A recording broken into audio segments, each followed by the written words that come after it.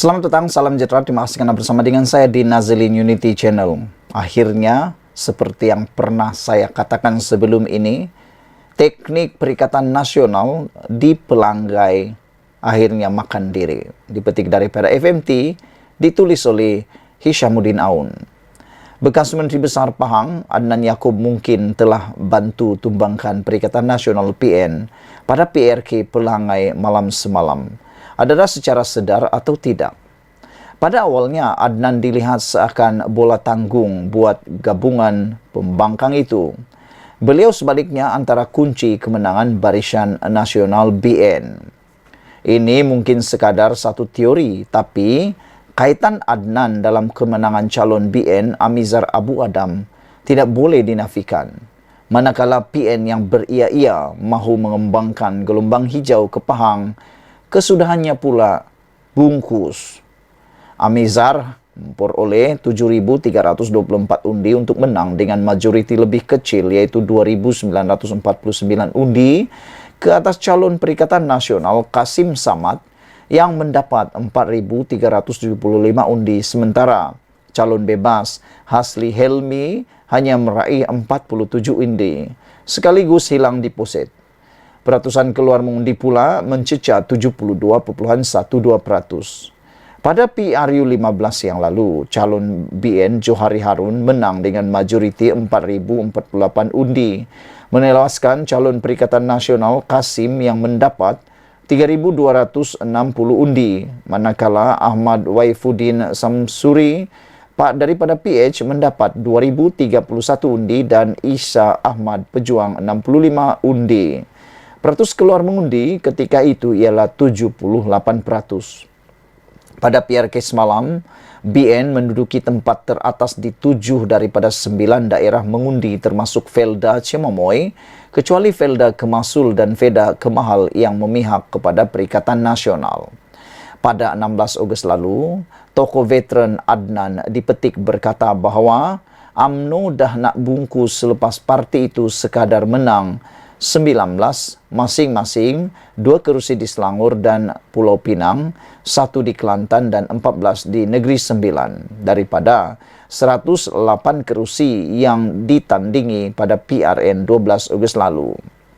Oleh kerana beliau menyebut kenyataan itu tak kala di Mahkamah Tinggi Kuala Lumpur dipercayai bagi kes membabitkan pengerusi Perikatan Nasional Muhyiddin Yassin, maka banyaklah tafsiran dibuat yang longnan seperti beliau dikenali tidak lagi menyokong UMNO, namun beliau tidak pula pernah umum demikian.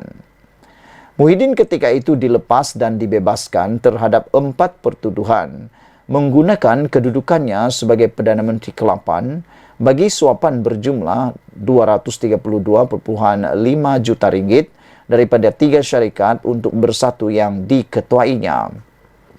UMNO pun dah nak bungkus lipat, katanya dalam video berdurasi 25 saat yang tular sejak itu.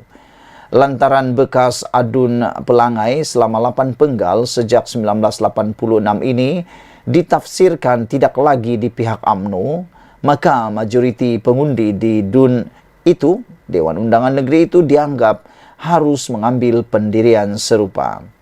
Tetapi apabila Adnan dilihat menyertai pimpinan Barisan Nasional lain pada Majlis Pengumuman Calon pada 20 September lalu dan kemudian turun membantu Amizar pada minggu kedua berkempen, Perikatan Nasional tidak dapat menggunakan naratif yang sama. Cuma Hisla Helmi yang mendakwa nama Longnan sudah tidak laku untuk dijual. Adnan tidak asing di Pelangai dan beliau sangat baik kepada masyarakat di Dewan Undangan ini. Pelangai dan Longnan berpisah tiada. Mereka pembangkang ambil kesempatan sahaja. Kehadirannya membantu kempen saya melambangkan beliau sebenarnya memang orang UMNO dan tak akan keluar UMNO, kata Amizar. PRK Pelangai juga barangkali akan diingat sebagai yang kotor mengatasi PRK Pulai dan Simpang Jeram pada 9 September Dengan PN menggunakan apa saja dakwaan daripada kerajaan perpaduan caca merba dan mengamalkan liberalisme agama, adanya 4 adun kerajaan akan lompat parti, penggunaan polis lebih ramai daripada biasa untuk menakutkan penyokong pembangkang, UMNO gunakan aset kerajaan untuk berkempen, hinggalah kepada menyogok beras percuma untuk memancing sokongan. Kata-kata Muhyiddin dalam sesi dialog bahawa kedudukan UMNO ketika ini ialah dicelakangkang DAP dan Perdana Menteri Anwar Ibrahim harus yang paling tidak sopan. UMNO yang dituruti kehadiran Anwar memilih untuk menjawab apa saja tomahan yang dilontarkan berbanding mengambil pendekatan yang sama terhadap pembangkang. Satu tinjauan pelangai memilih antara legasi dan perubahan membabitkan 1,772 responden merangkumi 9 pusat daerah mengundi dari 29 September hingga 2 Oktober lalu membayangkan Perikatan Nasional akan tewas. Hampir semua responden telah membuat keputusan dengan 55.5% akan mengundi Barisan Nasional dan 43.2% lagi memilih Perikatan Nasional. Menurut Suruhanjaya Pilihan Raya, Barisan Nasional mengekalkan Dewan Undangan Negeri Dun Pelangai semalam dengan 62% sebahagian undi.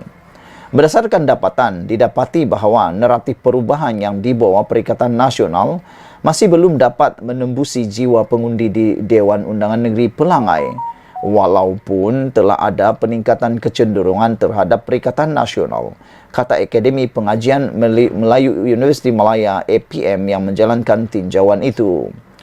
Laporan yang disediakan oleh 5 penyelidik iaitu Sahril Sabarudin, Profesor Madya Dr. Awang Azman Pawi, Profesor Madya Dr. Novel London, Dr. Sufian Mansur dan Nasrullah Mapatang juga menyatakan Menteri Besar Wan Rusdi Wan Ismail menikmati tahap populariti yang tinggi dengan 80.9% menyokong pentadbirannya. Majoriti responden yang tinggal di 3 felda di Pelangai, Cemomoy, Sungai Kemasul dan Sungai Kemahal berkata mereka berpuas hati dengan kerajaan negeri. Dalam pecutan akhir, Perikatan Nasional menampilkan bekas Perdana Menteri Dr. Mahathir Mohamad dan Ketua Pengarah Pilihan Raya PN Sanusi Maknur sekali lagi dalam ceramah Grand Finale, tapi harus sudah terlambat untuk mengubah kedudukan. Sebaliknya, benarlah telahan Wan Rusdi bahawa kemarahan gelombang hijau akan dinoktahkan pada PRK Pelangai. Sebelum kita berpisah, apa pendapat anda tentang isu dan tajuk ulasan kali ini? Teknik Perikatan Nasional makan diri di Pelangai. Sekian dulu untuk kali ini. Jangan lupa tinggalkan komen anda.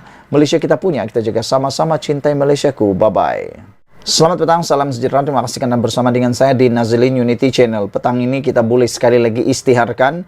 Ini adalah berita kemenangan paling besar sekali untuk rakyat Malaysia dan khususnya Anwar Ibrahim. Itulah ada satu paparan kartun yang saya suka dalam lukisan Megat. Beliau menulis Anwar Ibrahim sibuk ke sana ke sini untuk mencari pelaburan. Beliau sekejap ke negara ini, sekejap ke negara ini dan sebagainya. Betapa penat dan letihnya Anwar Ibrahim mencari pelaburan, mencari pelabur-pelabur supaya dapat menutup hutang negara, dapat membangunkan negara, dapat mencari dana untuk negara, membangun negara Malaysia dibangun. Tetapi dalam gambar yang dipaparkan oleh Megat dilukis itu ialah ada pula ahli politik daripada seberang sana, daripada pihak pembangkang yang melihat Anwar Ibrahim ke sana ke sini sebagai satu pula perkara mencari kesalahan Anwar. Anwar sibuk mencari pelaburan untuk membangun negara, untuk mencari dana, untuk memajukan Malaysia. Yang satu nih sibuk pula mencari kesalahan Anwar yang mencari pelaburan dana Malaysia. Anwar sibuk cari duit, cari pelabur. Tapi pembangkang pula sibuk cari kesalahan Anwar menurut lukisan kartun Megat tersebut. Hari ini disahkan sekali lagi Anwar Ibrahim menang atas segala sakwasangka buruk daripada orang-orang yang mencari kesalahan Anwar Ibrahim itu. Apabila hari ini disahkan, lawatan Anwar ke luar negara akhirnya meraih potensi pelaburan lebih 200 bilion. Bayangkan betapa hebatnya Anwar Ibrahim, baru 10 bulan memerintah, 10 bulan mentadbir negara, kini sudah berjaya meraih, ini cerita baru, sudah berjaya meraih potensi pelaburan lebih 200 bilion ringgit. Inilah Perdana Menteri yang kita cari. Tidak sibuk berpolitik, tapi sibuk mau mencari pembangunan untuk Malaysia. Perdana Menteri Anwar Ibrahim berkata, Malaysia berpotensi meraih pelaburan bernilai RM216.04 bilion hasil daripada lawatannya ke luar negara.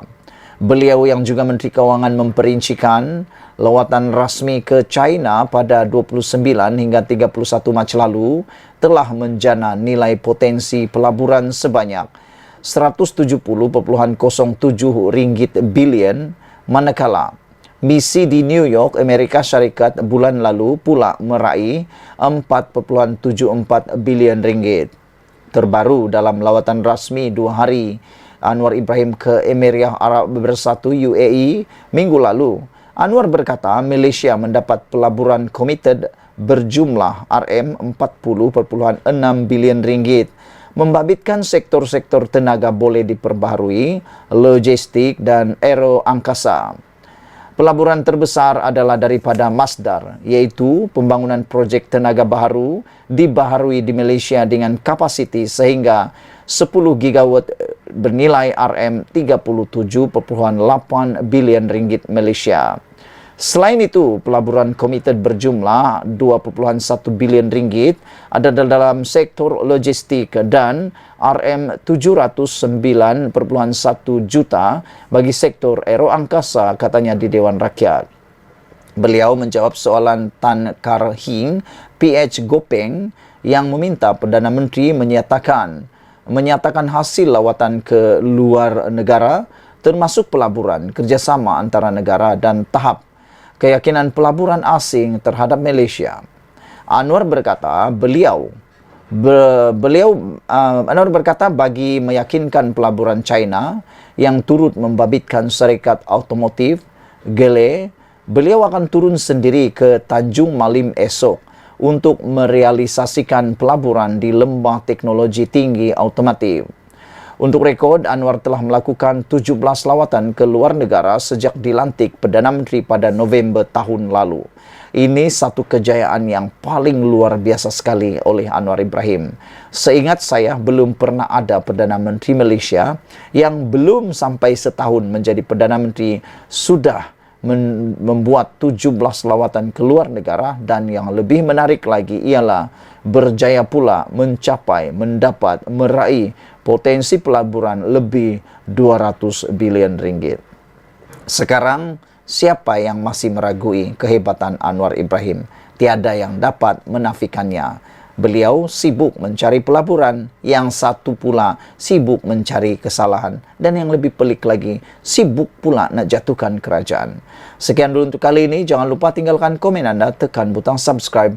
Malaysia kita punya, kita jaga sama-sama, cintai Malaysiaku. Bye-bye. Selamat datang, salam sejahtera. Terima kasih kerana bersama dengan saya di Nazlin Unity Channel. Selepas dituduh berbohong dan ejen liberal, MAIS tetap anggap Dusuki sebagai aktivis politik. Saudara-saudara sekalian, beberapa hari yang lepas, yang kita tahu Dusuki telah pun ditarik tauliah, sijil tauliah beliau untuk Selangor oleh MAIS. Ini apabila arahan daripada Sultan Selangor untuk tidak membenarkan mana-mana pemimpin agama untuk bercakap secara langsung tentang politik. Majlis Agama Islam Selangor MAIS telah menegaskan bahawa penceramah Ahmad Dusuki Abdurrani tergolong dalam aktivis politik. Pengerusinya Tan Sri Abdul Aziz Muhammad Yusuf berkata, dakwaan Dusuki bahawa MAIS berbohong dan menjadi pemecah umat Islam serta ejen kepada gerakan liberal adalah berunsur fitnah. Jelas beliau, kenyataan itu dibuat tanpa memahami maksud serta hikmah larangan pembabitan aktivis politik sebagai pemegang tauliah mengajar agama Islam yang dikuatkuasakan di Selangor. Mais menjelaskan bahwa aktivis politik yang dimaksudkan dalam larangan ini tidak terhad kepada orang yang memegang jawatan dalam mana-mana parti politik, katanya dalam kenyataan hari ini. Sehubungan itu, beliau menasihati masyarakat Islam agar cakna dan memahami maksud dan tujuan titah Sultan Selangor, Sultan Syarafuddin Idris Shah, yang tidak memberi perkenan tauliah mengajar agama Islam kepada aktivis politik. Abdul Aziz berkata, larangan itu merangkumi mereka yang menjalankan apa-apa aktiviti secara jelas, mengajak dan mempengaruhi masyarakat untuk menyokong atau memihak kepada parti politik tertentu secara terbuka, sehingga melahirkan sikap partisan serta fanatik terhadap sesuatu parti politik serta berpuak-puak dalam kalangan masyarakat Islam. Siasatan yang dibuat dan pengesahan tapisan keselamatan pihak polis Diraja Malaysia iaitu MAIS mendapati Dusuki tergolong dalam aktivis politik yang dimaksudkan itu.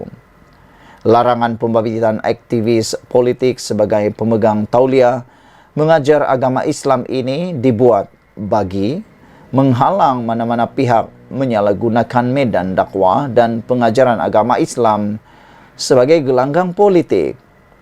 Larangan ini juga bertujuan mengelak berlakunya penyebaran propaganda politik yang berunsur fitnah dan kebencian, kerana ia menjadi punca perselisihan serta perpecahan dalam masyarakat Islam. Ini suatu langkah preventif untuk mencegah sebarang mafsadah atau kerosakan daripada berlaku berdasarkan dalil Sa'd Al-Zari, katanya. Terdahulu, Dusuki yang pernah memegang jawatan dalam PAS mendakwa MAIS berhubung isu penarikan balik tauliah terhadapnya untuk mengajar agama Islam di Selangor. Dusuki berkata, jika keputusan itu dibuat kerana dia merupakan ahli parti politik, justru MAIS sepatutnya menarik balik semua tauliah pendakwa yang menganggotai parti politik, sama ada daripada kerajaan maupun pembangkang. Apa sekarang ini di bumi Malaysia berdosa dan menjadi penjanaya bila menganggotai parti politik yang sah di sudut perlembagaan, soal beliau. Kalau begitu, tariklah semua tauliah para pendakwa yang menganggotai parti politik kerajaan dan pembangkang, termasuk yang menganggotai MAIS sendiri.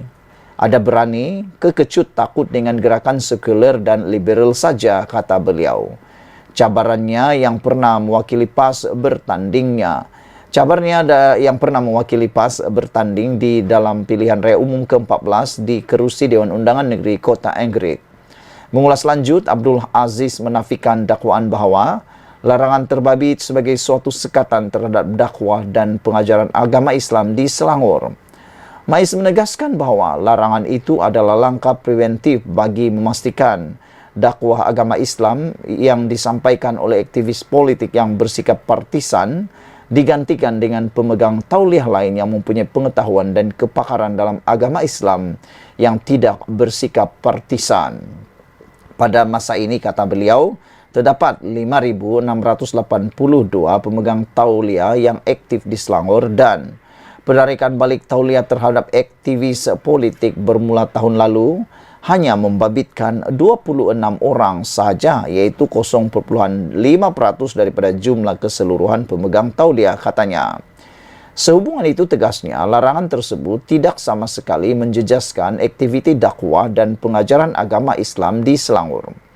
MAIS juga menegaskan sentiasa komited untuk memastikan aktiviti dakwah dan pengajaran agama Islam terus subur sebagai medan penyebaran Islam, ilmu serta bebas daripada propaganda politik. MAIS menasihatkan semua pihak agar sentiasa berhati-hati dan tidak mengeluarkan sebarang kenyataan yang menghina, mengingkari atau mempertikai titah Sultan Selangor atau arahan MAIS, kerana ia suatu kesalahan yang boleh dikenakan tindakan di bawah enakmen jenayah syariah Selangor 1995 tambah Abdul Aziz lagi. Sekian dulu untuk kali ini. Jangan lupa tinggalkan komen Anda. Sila tekan butang subscribe. Malaysia kita punya, kita jaga sama-sama. Cintai Malaysiaku. Bye-bye.